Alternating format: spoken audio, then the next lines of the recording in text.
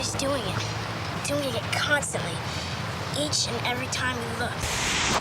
And here we are, the granddaddy of all quantum weirdness, the infamous double slit experiment. To understand this experiment, we first need to see how particles, or little balls of matter, act. If we randomly shoot a small object, say a marble, at the screen, we see a pattern on the back wall where they went through the slit and hit. Now, if we add a second slit, we would expect to see a second band duplicated to the right. Now, let's look at waves. The waves hit the slit and radiate out, striking the back wall with the most intensity directly in line with the slit. The line of brightness on the back screen shows that intensity. This is similar to the line the marbles make. But when we add the second slit, something different happens. If the top of one wave meets the bottom of another wave, they cancel each other out. So now, there is an interference pattern on the back wall. Places where the two tops meet are the highest intensity, the bright lines, and where they cancel, there is nothing. So, when we throw things, that is, matter, through two slits, we get this, two bands of hits. And with waves, we get an interference pattern of many bands. Good so far. Now, let's go quantum.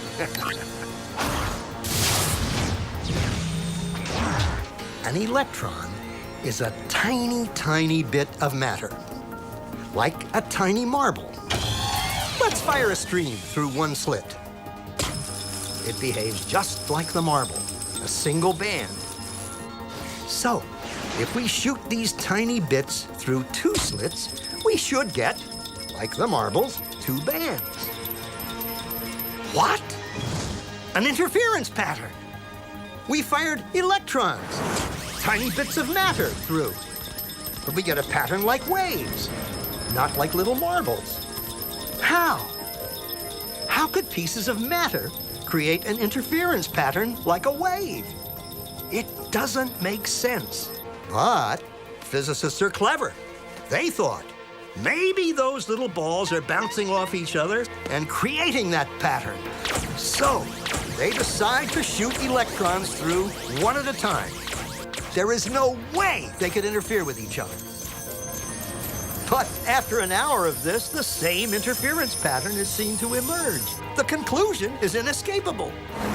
The single electron leaves as a particle, becomes a wave of potentials, goes through both slits, and interferes with itself to hit the wall like a particle.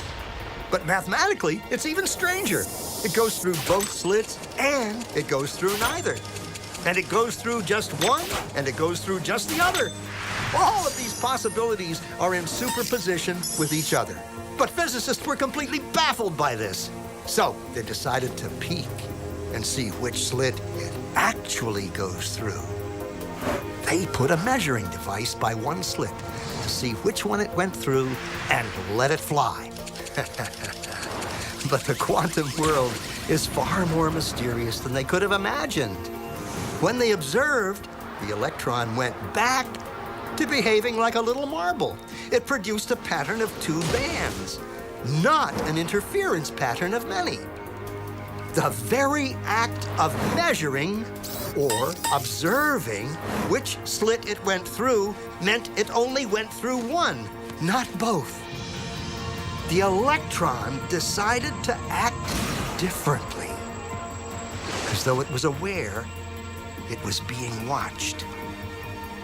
And it was here that physicists stepped forever into the strange, never-world of quantum events. What is matter? Marbles or waves? And waves of what? And what does an observer have to do with any of this? The observer collapsed the wave function simply by observing.